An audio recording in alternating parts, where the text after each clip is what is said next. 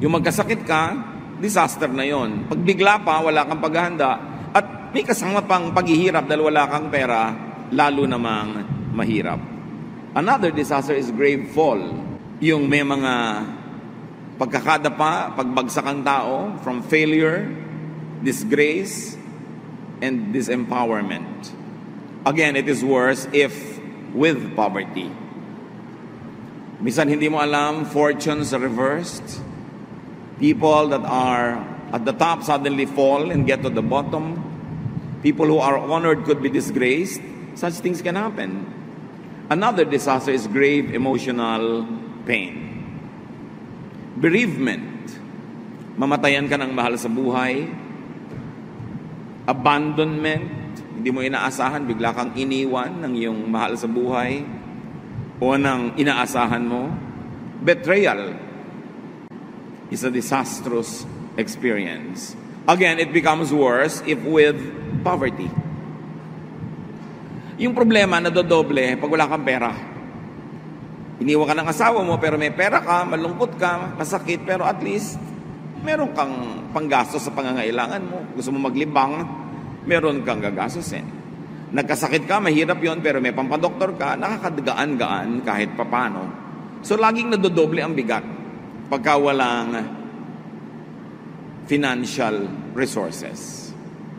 Disasters become worse when accompanied by poverty. Kaya ang mahalaga sa buhay, merong siyang some form of insurance, savings, investments. Meron kang konting pwedeng sandalan sa biglang oras ng pangangailangan. Isipin niyo yung mga disaster sa buhay ni Job. Lahat ng binanggit natin, nagsabay-sabay sa kanya yon. Bereavement, abandonment, fall, sickness, and poverty. Nagsabay-sabay. Nandun na lahat. Pero he survived because of his great faith in God. Common denominator of disasters, need for others. Lahat po ng binanggit natin mga disaster sa buhay, may magkakamukha silang isang uri ng kulay at hugis, nangangailangan yung dinapuan ng disaster ng tulong ng kapwa. Need for help. Need for sympathy. Pag tayo naman ay dinadagukan ng kapalaran, dinadapuan ng hirap sa buhay, yan ang kailangan natin. Tulong, maaaring physical, financial, maaari namang emotional or spiritual. Yung alam mo na may kakampi ka. Yung alam mo na merong sumusuporta sa iyo, merong nagsisimpatya sa iyo, at nakikiisang loob. Disasters weaken people to the point of needing other people.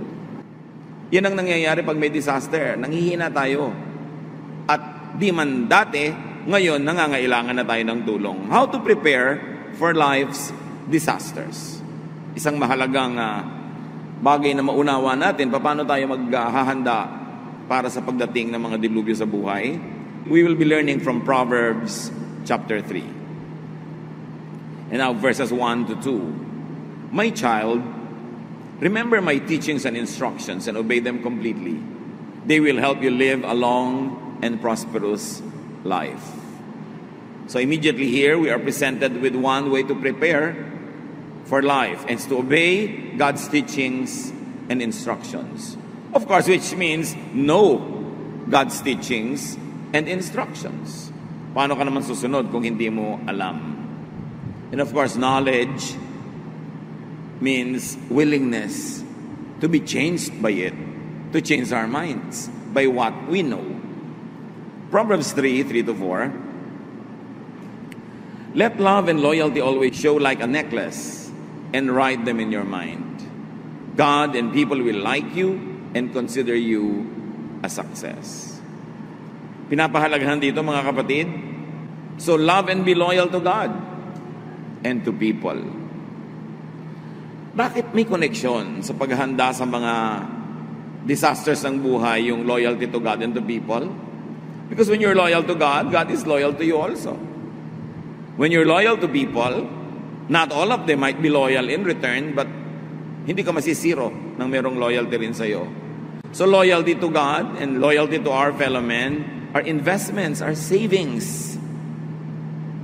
Ipanalangin mo na hindi mo kailanganin ng tulong nila all your life, pero kung dumating yung panahon ng disaster that you would survive only on people's help, then meron ding loyal sa'yo kasi loyal ka rin sa kanila at naging loyal ka. God and people's loyalty to you can help you in times of disaster. It is a great insurance. And that is what the family is all about. Kaya nga ang mga sibilisasyon, ang mga saling lahi, patuloy. Kasi may family. Yung mga bata, hindi pa nila kayang alagaan ang sarili nila. Inaalagaan sila ng magulang nila. Kaya nagsusurvive sila through infancy and childhood to become adults. And when the children become adults, their parents who were formerly strong now become old. And the role is reversed. The children now take care of their parents. And then these children that took care of their parents will have children that they will take care of. And later on, children that will take care of them. From generation to generation to generation, this is the unwritten contract of society, of civilization. Kaya mahalaga loyal. May mga husbands magiging disloyal sa wife, iiwan ng wife and children, magpapasarap sa buhay.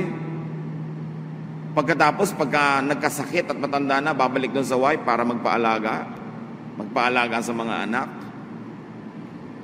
May mga wife na talagang martir at bayani, tinatanggap pa rin nila kumisan kung kahit bumalik sa kanila, wasak-wasak na, taalagaan na lang. Pero mahirap yatang mahanap yun din ganong care from your children that you never cared for. Your children who sympathize with their mother. Or, kung na-reverse ko yung nanay yung umalis, which is rare, therefore the sympathy of the children is with the father. Wala kang tanim, anong aasahan mo nga anihin? Kaya sinasabi dito sa Proverbs rather, be loyal to people. Be loyal to your family, be loyal to your community, be loyal to your nation even. Kasi pagka ang nation mo ay bumagsak, edi kasama ka rin nababagsak noon.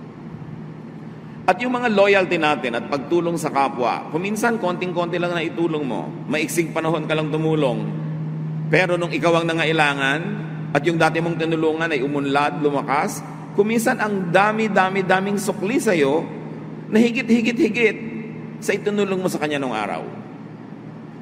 Dahil maraming tao marunong tumanaw, marunong silang maging grateful. Kaya kahit sandali mo lang silang tinulungan, hindi nila inilimot. At nung ikaw na ang nangailangan, kahit kung tutuusin ay nalugi na sila, kung may exchange rate ang tulungan ninyo, pero hindi ka pinagsasawaan kasi naaalala nila kung paano ka tumulong nung panahon ng pangangailangan. It is important to be loyal, especially to your spouse, to your children, to your parents. This is the basic unit of society. Ito ang sikreto kung bakit ang lahat ng henerasyon ng tao nag-survive sa lahat ng mga dilubyo, lahat ng mga gyera, lahat ng mga salot na dumating sa buhay ng tao sa planetang ito. We survive because of this unwritten contract of society. Pagka wala ka man lang ginagawa ng mabuti, wala kang tinutulungan, wala ka man lang dinadalaw pag may sakit, wala kang inaambagan na nangangailangan, mag-isip-isip ka. Paano kung dumating ang panahon na wala ka ring mga makuha, nagkaroon ka ng sudden disaster that is unexpected, a reversal of fortune, sino naman ang tutulong sa iyo? Wala ka namang ipinakitang tulong sa iba. Verses 5 to 6. With all your heart, you must trust the Lord and not your own judgment. Always let Him lead you, and He will clear the road for you to follow. So trust the Lord and not yourself when you do not agree with God. Hindi naman laging hindi tayo magtitiwala sa sarili, pero kung ikaw mismo hindi ka sumasang-ayon doon sa ang linaw-linaw nakasulat sa Bible, pabalik-baliktarin mo man ang linaw, pinapalabo mo lang dahil ayaw mong sundin, yun ang sinasabing, don't trust in yourself, but trust in God. Be teachable, in other words. Allow your judgment to be tested, to be taught, and improved by the Word of God, by reason, by spirituality. And when you do that, you prepare yourself for whatever disaster is unexpected. Sometimes the disaster is even averted or prevented because you are spiritually in the right place. Kaya mahalaga talaga unahin ang Diyos. In everything you do, put God first, and He will guide you and crown your efforts with success. Proverbs 3:7-8. Don't ever think that you are wise enough, but respect the Lord and stay away from evil. This will make you healthy and you will feel strong. May relasyon pala yung health and strength with trusting the Lord, being wise enough to trust the Lord. Because we are never wise enough. Our knowledge is very little. Paul says that our knowledge is imperfect, our prophecy is imperfect. So we can and should continue learning, refining, and changing our thoughts. Because we have to change from glory to glory. How do you prevent disaster or prepare for disaster? Stay away from evil. Especially from evil thought that makes you think. Evil thoughts against other people that makes you think that you are right and they are wrong when you have not thoroughly examined your scholarship. So evil thoughts, evil deeds, evil ways, evil companions, and evil stubbornness can actually invite disaster. So pag nag-iingat tayo, lagi tayo nagiging wise, mga kapatid. Laging dinadala sa Panginoon at sa Kanyang karunungan ang ating mga desisyon, it becomes preventive. We are able to prevent disaster. Kasi marami po mga disaster, hindi nga nangyari dahil nagpakatama tayo, kaya hindi natin alam that we were spared from it. That's why every day we must be thankful for the troubles that we never experience. Because otherwise, we could experience them. Kaya nagpapasalamat din tayo sa Panginoon doon sa mga hindi natin nararanas. Dahil salamat, hindi natin nakikita kung paano niya tayo iniligtas. Lagi na lang sa mga nakaambang mga panganib sa ating buhay. Proverbs 3:9-10, honor the Lord by giving Him your money and the first part of all your crops. Then you will have more grain and grapes than you will ever need. How do you prepare for disaster? How do you prevent disaster? Especially poverty. Give offerings to the Lord. The verses are unapologetic. While God may not need man's offerings, man needs to make offerings. Because he is designed by God to define his position in relationship to God by always making offerings.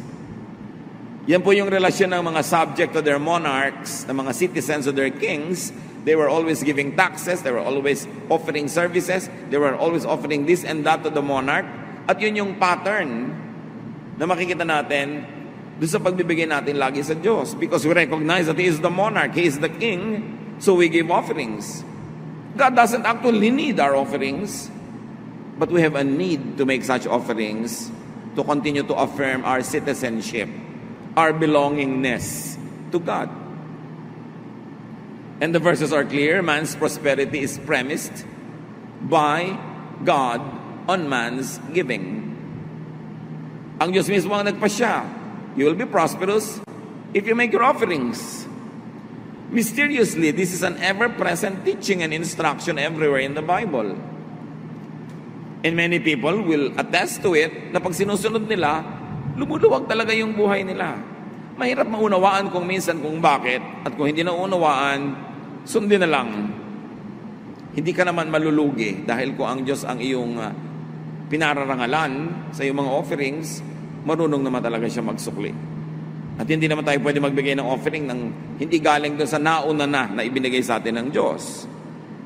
11-12, my child, don't turn away or become bitter when the Lord corrects you. The Lord corrects everyone He loves, just as parents correct their favorite child. Appreciate God's correction. Yung pagtatama ng Diyos para hindi sala. Yung word na sala, pinagmula ng kasalanan, na sa Southern Tagalog, sala means mintis. You miss the point. May binato ka, hindi mo tinamaan, sala. You miss the point. So yung kasalanan is not always naman yung napaka-evil mo dahil may kasalanan ka. Nagkasala ka lang, ibig sabihin, you missed the point. You did not reach the standard. You were not able to get to where you are expected to go. So kailangan, willing tayo lagi magpatama. Parang istasyon ng radyo kumisan lumilihis, itatama mo para ma-fine tune. Mga calibrations of machines, itinatama mo. Kailangan lagi tayo nagpapatama sa Panginoon. Nilikha tayo ng Panginoon kasabay ng planeta, kasabay ng nature, kasabay ng kanyang mga laws of nature. Dapat tuned in tayo sa kanyang laws. Moral laws, natural laws, para kasama tayo sa agos, kasama tayo sa daloy, hindi tayo kasalungat, hindi tayo pagod na pagod, dahil kasama lang tayo sa umaandar na buhay na idinisenyo ng Panginoon. 13 to 15, God blesses everyone who has wisdom and common sense. Wisdom is worth more than silver. It makes you much richer than gold. Wisdom is more valuable than precious jewels. Nothing you want compares with her. So you want to avoid disaster? You want to be ready for disaster? Get, develop, and keep wisdom. Seek wise people for companionship. Kaya lang siyempre, kung ang kausap mo, mas maraming alam kaysa sa'yo, mas nauna na siya sa isang landas na ngayon mo palang pupuntahan, pwedeng may mga ituturo siya o sasabihin na hindi mo maunawa. At kumisan dahil limited ang iyong pangunawa, pwede ka pang mag-isip na siya yung mali. Pwede ka pa magalit sa kanya. Pero dapat willing tayo to hear something even though we don't agree with it, to study it, to consider it. Halimbawa, meron kayong naging pagdedebate ng isang tao. Meron kang ideya 1 at siya ay may ideya 2. Pag-aralan mo na yung ideya niya. Hindi lang para talunin mo siya sa debate, kundi unawain mo talaga. Kasi pag naunawa mo yun, malalaman mo kung talagang mali yun o tama. Kung nakita mo talagang mali dahil pinag-aralan mo, edi maipapanalo mo ang inyong diskusyon kasi pinag-aralan mo talaga. Pero dapat willing ka rin na sa iyong pag-aaral, kahit ang una mong layunin ay humanap ng mali doon para matalo mo, pero sa pag-aaral mo, kung napatunayan mong tama pala yung idea na yon, dapat willing ka ngayong isuko yung dati mong pananaw at doon ka sumunod sa ideyang tama. Hindi ka talo nun. Natalo ka lang siguro sa debate, natalo ka sa diskusyon, pero pagka ikaw yung sumunod sa katotohanan na napatunayan mo matapos mong pag-aralan, hindi pagiging talo ang sumunod sa katotohanan at pagbitaw sa isang hindi katotohanan or a lesser truth.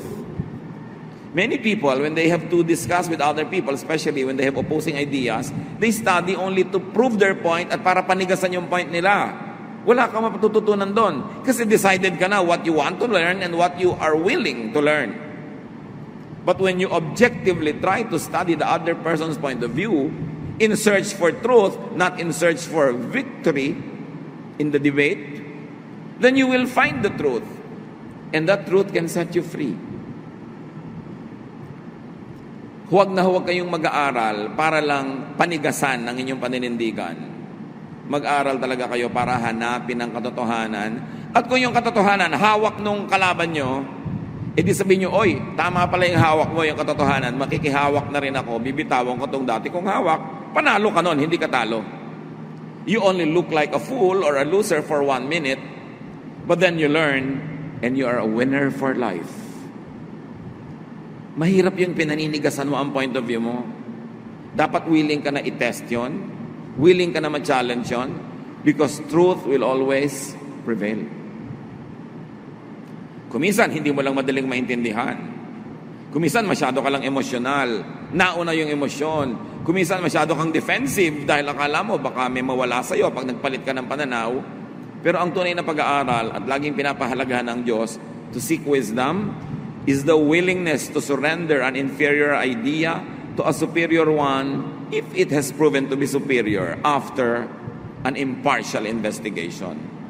Kaya dapat hindi emosyonal ang mga tao. Ang mga emosyonal, kikitid ng kikitid ang utak. Iisipin niya, tama siya, mali ang lahat. And this is the greatest mistake. So wisdom is the secret to long life. That's what the verses say. Wisdom is the secret to wealth, to honor, even to pleasure and safety. Wisdom is the secret to meaningful life and to happiness. Kaya sinasabi ng Proverbs, seek it. It's important. At ang masarap nito sa buhay, maraming mga tao na bago ka pa man nag-isip ng isang bagay, matagal na pala niyang pinag-isipan. So makakatipid ka ng oras at pagod para pag-isipan yon kung makikinig ka lang sa kanya. Siyempre, sasalain mo ang pinapakinggan mo. Kumisan sa initial na pakikinig mo, parang ayaw mo dahil kakaiba. Pero habang nag-iisa ka, salain mo uli, pag-aralan mo uli, malay mo tama. Ano ba namang nawala sa'yo na pag-aralan mo yan? Kung matapos mong pag-aralan, napatunayan mo pa rin mali, edi wag. Pero i-consider mo muna. Huwag mong isasara yung usapan, huwag mo lalagyan ng period, lalo't hindi ka naman expert. Lalo't hindi ka naman nagbuhos ng maraming oras sa pananaliksik at pag-aaral. You must be willing to be taught. Even though what is being taught you could go against everything else that you have known all your life. At kahit isang taon na lang ang natira sa iyong buhay, at least yung huling taon na yon, nalagay ka sa isang superior truth, then you move from glory to glory. Only a fool does not want to change his mind. Of course, you don't change your mind pagka napatunayan naman tama ka, pero patunayan mo muna. Subject your ideas to the test. Proverbs 3:19-20. By His wisdom and knowledge, the Lord created heaven and earth. By His understanding, He let the ocean break loose and clouds release the rain. Paano daw nilikha ng Diyos ang lupa, ang langit at ang lahat-lahat? Sa pamamagitan ng kanyang superior na karunungan. Creation is founded on and maintained by God's wisdom. Kaya hindi po ako komportable pag sinasabi nilang masama ang panahon. Bakit masama? May bagyo. Kailangan natin ng bagyo. The winds drive pollution away. Nahuhugasan ang buong syudad na ang dumi-dumi ng malakas na ulan. Yung mga kidlat, they charge the atmosphere with electrons that we need so that there's a balance in the atmosphere. Huwag ka lang ang patama sa kidlat. Nagmumukha lang masama kung tinamaan ka syempre. So huwag ka magpakalat-kalat pag kumikidlat. No? Huwag kang tumira doon sa pwedeng daanan ng baha dahil pag marami talagang tubig, may temporary baha. Huwag mong barahan yung mga kanal at mga ilog para sandali lang yung baha, lumampas na. Kung ang daming bara, nagtatagal. Nagmumukha tuloy masama. Walang masamang panahon. Kasi ang Diyos ang lumikha ng mga seasons, ng weather, and we need all that for balance. So, sabi niya, by His wisdom and knowledge, the Lord created heaven and earth. So, the wise will harmonize with creation and the laws of nature. How do you prepare for disaster? Ayaw mong bahain ka? Do what you can not to live in the paths of waters. Ayaw mong ay kamatay, maguhuan ka ng dahil sa lindol. Kung kaya mo, sikapin mo huwag kang tumira sa mga pwedeng gumuho. O tibayan mo ang iyong ginagawa. May laws of nature kasi. Hindi natin pwedeng labanan. Makiayon ka na lang, alamin mo yung mga batas, sundin mo para ma-minimize ang possibility of disaster. Mahina ang katawan mo, puyat ka. Kaya ka nga pinapaantok ng Diyos pagka mahina ang katawan mo, yung pagod na pagod ka, kasi para magpahinga ka, huwag ka umalis ng bahay. Pag mahina yung katawan mo, puyat ka, tapos lumabas ka ng bahay, nakipagsiksik ka sa kamatao, may mga may sakit doon, bumahing sila, umubo na, natamaan ka, nalanghap mo, mahina yung katawan mo ng oras na yon, mahahawa ka, kasi wala kang resistance. Dapat tayong nakikinig sa katawan natin. Yung mga iba, pagod na pagod, antok na antok, anong gagawin? Iinom sila ng mga artificial drink na ang dami-daming asukal para magising. Kaya ka pinapaantok ng Diyos para ka matulog.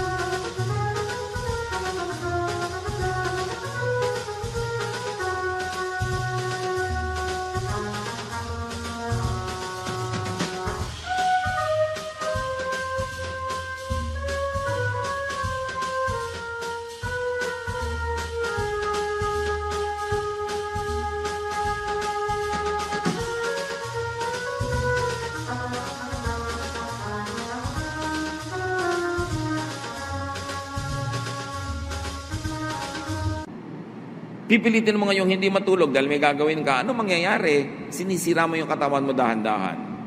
Once in a while, I see drivers doing this kasi mahaba yung biyahe, umiinom. Pero dapat sandali lang yung iinom ka ng artificial energy drink. Pag ubus na talaga yung tunay na energy mo, ipagpapahinga mo yan, kakain ka, yun ang gusto ng Diyos. Pag nakabalik na yung energy mo, tsaka ka uli dapat kumilos. Pero sabi nga ng iba, emergency case ito, alam nga namang hindi ako mag-drive, at sa gitna na ito ng biyahe. Pero dapat hindi madalas na ganon. Pag inaantok ka, dapat itulog. Yung iba naman kasi kaya inaantok during the day, madaling araw na, nagpe-Facebook pa. Ayaw pang matulog. No? So, kailangan itulog mo. Law of nature. So, you are wise, do not fight nature. Blend with it. 21 to 26. My child, use common sense and sound judgment. Always keep them in mind. They will help you live a long life and a beautiful life. You will walk safely and never stumble. You will rest without a worry and sleep soundly. So, don't be afraid of sudden disasters or storms that strike those who are evil. You can be sure that the Lord will protect you from harm. Andito yung formula. How to protect ourselves from harm and disaster. Live a godly life. Follow God's laws. Even natural laws are God's laws. Be loyal to people. Be loyal to God. Even if the disaster is not prevented, when it does happen, there are people who are loyal to you and they will help you. They will help you recover and get on with life. Wisdom, godly living, protects people from life's sudden disasters. Nakakatulong yung insurance, nakakatulong yung savings, nakakatulong yung kung ano-ano pa. Pero number one, godly living, wisdom. Preventive pa. Hindi lang curative, preventive pa. Of course, when you say prevention, you mean prevention of disaster. Or when we say protection, when God protects you, it means there's prevention of disaster. Or when the disaster happens, there is empowerment to survive. Dalawa lang naman yan Huwag mangyari yung mahirap o mapalakas ka sa oras ng hirap para mapalampasan mo. 27 to 35. Do all you can for everyone who deserves your help. Don't tell your neighbor to come back tomorrow if you can help today. Don't be mean to neighbors who trust you. Don't argue just to be arguing when you haven't been hurt. Here's another repetition and emphasis on how to prepare for disaster. Be nice. Be good to people. Help people. Help them in a timely manner. Huwag nang paghihintayin pa kung pwede nang tulungan ngayon. Huwag nang patagalin. At kung pwedeng tulungan ng buuin. Preparasyon yan. Huwag ka daw palaaway. Huwag ka lagi nakikipagtalo. Kasi pag nakikipagtalo ka, ang itinatanim mo, negative seeds na pwedeng bumalik sa iyong buhay. Don't be jealous of cruel people or follow their example. The Lord doesn't like anyone who is dishonest, but He lets good people be His friends. So you want to be a friend of God? Be honest. Be good. He places a curse on the home of everyone who is evil, but He blesses the home of every good person. Ito yung unseen blessing kasi hindi nakikita ng mata. But the Word of God is true. God protects the homes of those who please Him, of those who are godly. The Lord sneers at those who sneer at Him, but He is kind to everyone who is humble. You will be praised if you are wise, but you will be disgraced if you are a stubborn fool. So wisdom prevents disasters from happening. Wisdom helps one if and when disasters come. So wisdom, as we have seen here, is defined as being good to people. Hindi lang yung alam mo yung mga philosophies, alam mo yung theories, alam mo yung mga high-sounding ideas. Streetwise wisdom is being good to people. If you are good to people, you are wise. Being good, doing good is man's best preparation for and man's best help in times of disaster. Doing good positions man to receive God's protection and restoration. And very importantly, other people's help. Napakahalaga. Pag bata ka pa, hindi mo pa alam ang halaga ng tulong ng kapwa. Merong isang senior person, kakain siya sa isang fast food, dala-dala niya yung senior card niya, at nasanay siya na merong pila na special para sa seniors. Tinanggal nung fast food na yon, yung special pilahan.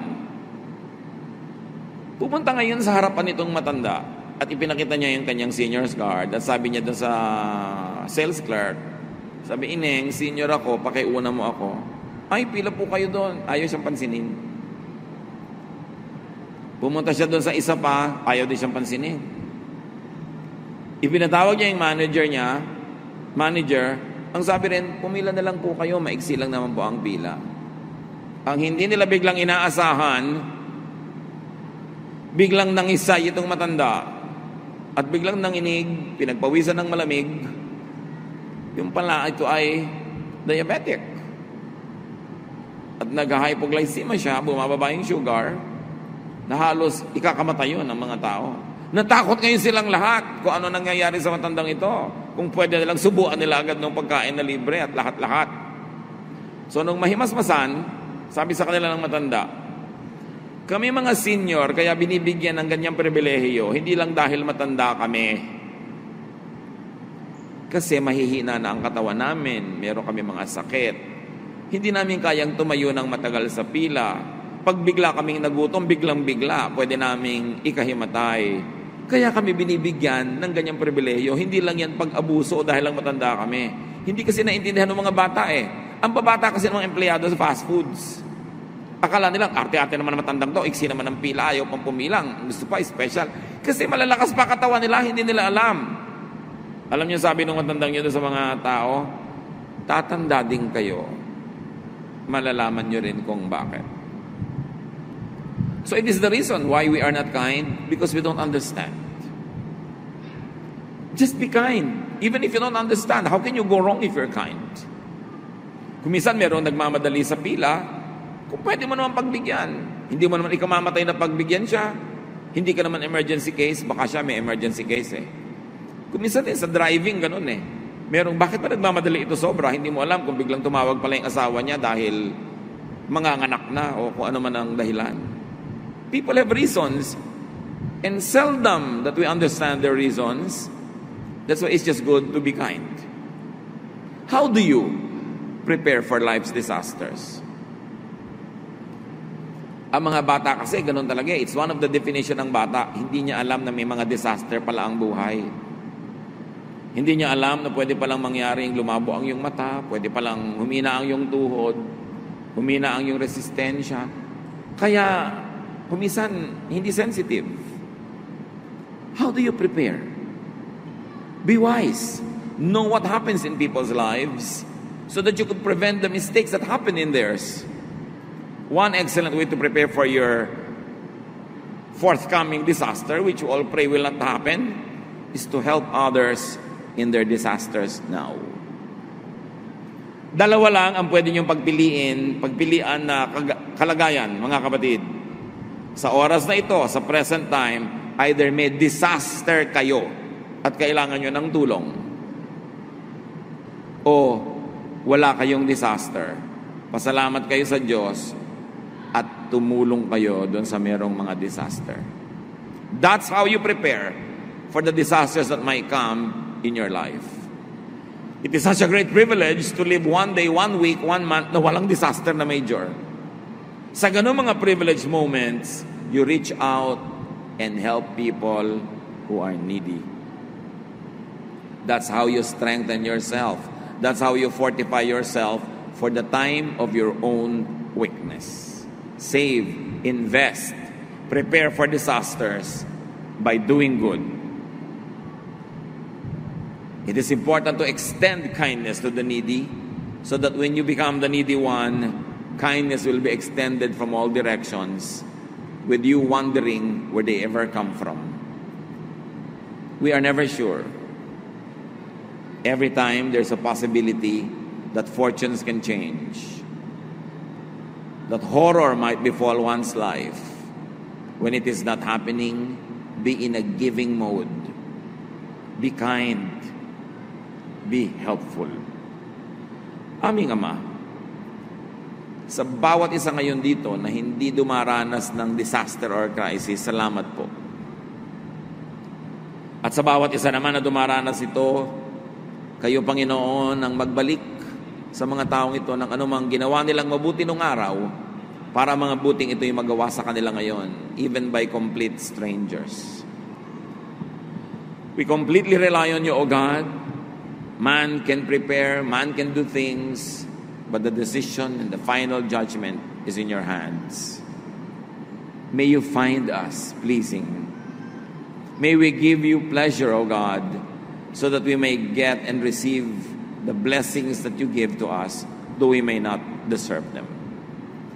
Turuan niyo kami, Panginoon, ay pagdiwang ang mga panahon na hindi kami nahihirapan at gawin namin itong policy na tumulong sa mga nahihirapan.